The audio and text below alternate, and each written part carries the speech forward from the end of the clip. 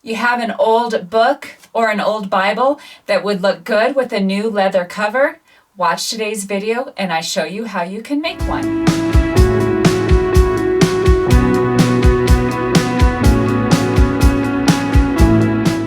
I have been having a lot of fun doing engraving with our new laser engraver, and I do a lot of leather crafts. And so Ross came to me and said, any way you can make me a leather cover for his Bible. This one has been used quite a bit and it could use a facelift. So I'm going to show you how you can make a cover that can slip right over your Bible or book, whatever the case. We need to measure the distance around the Bible. So just go all the way around. This one comes up to about, it looks like 15 1/4.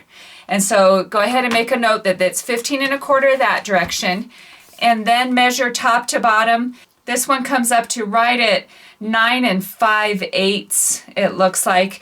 Then you add 1/2 inch to that measurement. So take your measurement around, add a 1/2 inch. Take your measurement tall and add a 1/2 inch. So this is goat skin leather. I wait for it to come on sale at Hobby Lobby. As you can guess, leather will be odd shapes on the edges. And this is a fantastic way to cut leather. So just a rotary cutter that you can use for fabric is really good on leather. It's the razor sharp edge. So line it up, line your piece of leather up so that you can get one straight edge to work off of. So I'm going to do that right here. When you're using the rotary cutter and ruler, which I have the links down below if you don't already have a set of this, a pinky on the outside of your ruler to make it not slide this way because of pressure is a good practice. So keep your pinky there, hold it tight, and just zip your leather. Now I have a straight line that I can make my measurements off of. And at this point, you're going to want to test to make sure you measured correctly. And it needs to have a 1/4 inch on each edge and a 1/4 inch here. Yeah, I think we're good. So that's fine there. Now we need to make sleeves, pockets, to go on the inside of your book. And you're going to want it to probably be half of the distance of the cover. So this cover here is about 7 inches, so I need it to be roughly 3.5 to 4 inches this direction, and we'll do the same height of 10 1/8. And we're going to need 2 of those, front and back. So we need to have it roughly 4 inches by 10 1/8. And go again to my 4-inch mark. So these pieces go inside each of the ends. Then it'll go around the book. The cover goes inside each of the pockets. Before you sew, whether you're sewing with the machine or with hand, you need to get your pieces lined up together. With leather, the best way is to use contact cement. But keep in mind, if you get a drop of this contact cement on the good side of your leather, it will not take stain. So here's an example. These were little drops of contact cement that had got onto my plastic and I didn't realize it. So when I'm putting it on my edges, some got smeared here. It will not stain over those spots. So be very careful with your contact cement. And as long as your leather is not wet, you can use some clips to hold it together. If it is wet and you put these clips on, it will leave a mark. So I'm going to be very cautious. And after I get my contact cement there, I'm going to put this fabric on the edge here, just like this, then put my clips there. I don't want to leave any indentations in my leather. Leather is very unforgiving when it comes to that. So take your contact cement. We are going to put an edge of contact cement really close, just a bead really close to the edge on the 3 sides, and do it again on the 3 sides here. You let it dry about 5 minutes, then you put them together. Do the same for both of them. So once you get your edges with contact cement, you're gonna have to let it dry. And so this is where I messed up. So there's some glue there. Don't accidentally set your leather back down on top of that. I'm just gonna hold it up tall.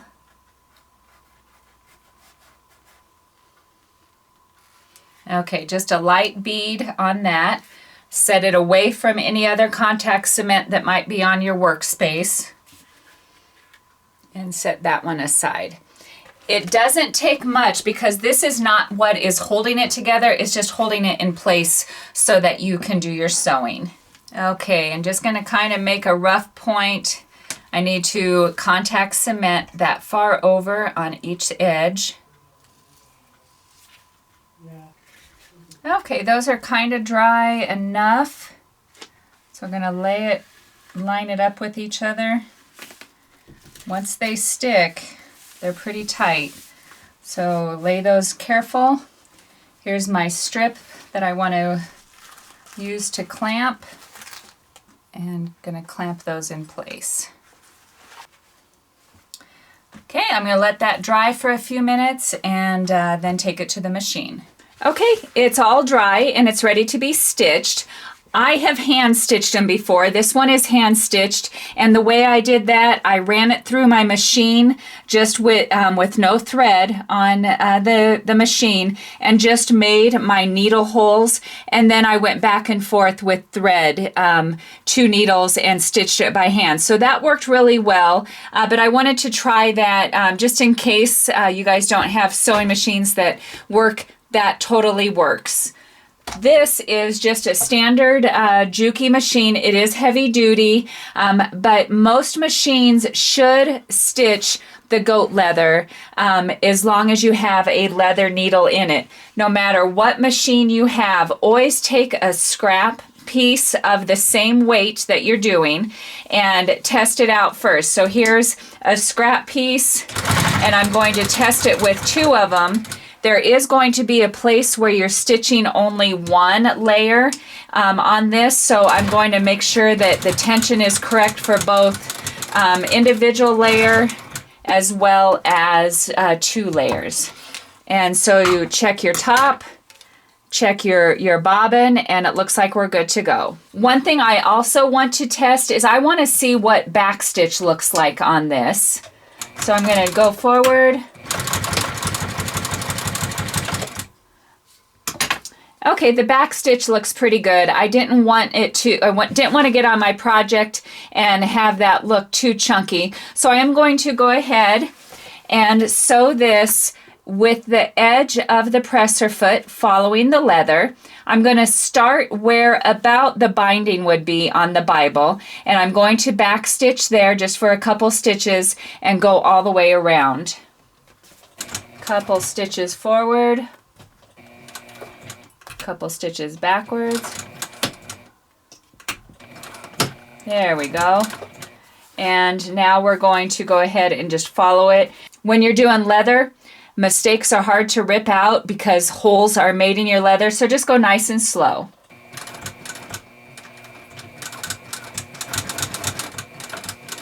When you get to the corner, you're going to want to gauge to have your needle end pretty close to the right spot. I'm going to do the last stitch by hand by rolling my wheel, and that looks pretty good. Maybe a little too, oh, no, that looks really good.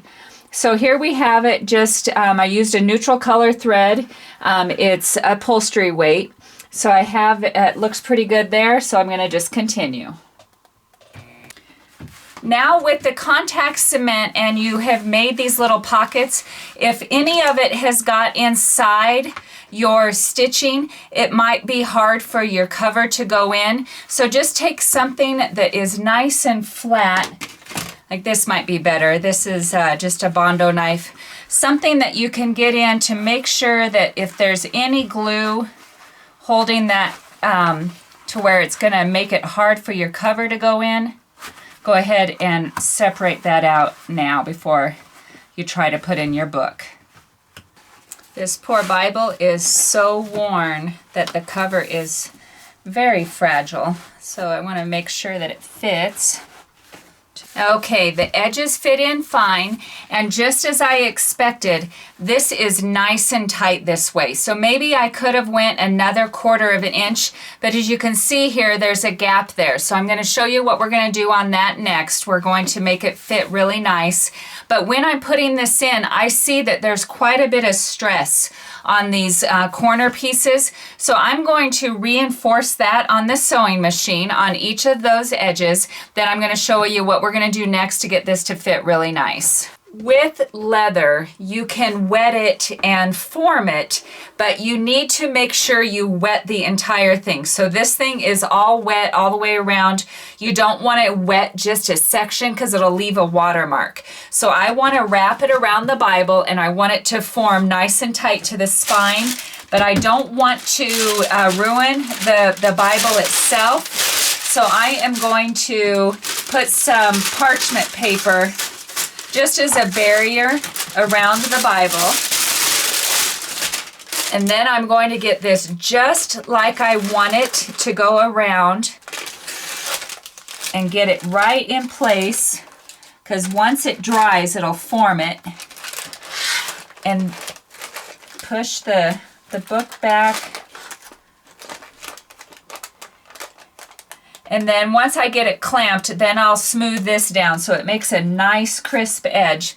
But we're gonna put clamps on it, but when it's wet, if I was to go like this with my thumbnail on this, it would leave a scratch on the leather. When leather is wet, it will get marked. So I'm gonna take a dry piece of leather and put it on the top and the bottom to clamp to.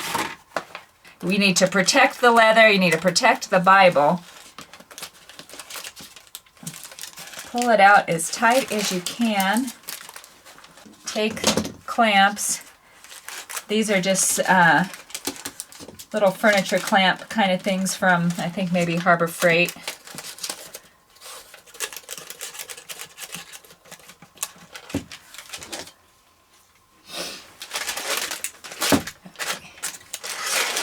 Make sure that the Bible stayed in there. So I'm going to let gravity do its thing and push the Bible against the spine. There we go. And now form this with my fingers. Turn it over and form this side with my fingers as well. So it's still wet, so I have time to be able to make sure I'm good. So you look at the difference. This is the same leather. This is wet, this is dry. And I'm gonna set this in front of our wood-burning fireplace just to have the heat help it along a little, but it will take quite some time for that leather to fully dry.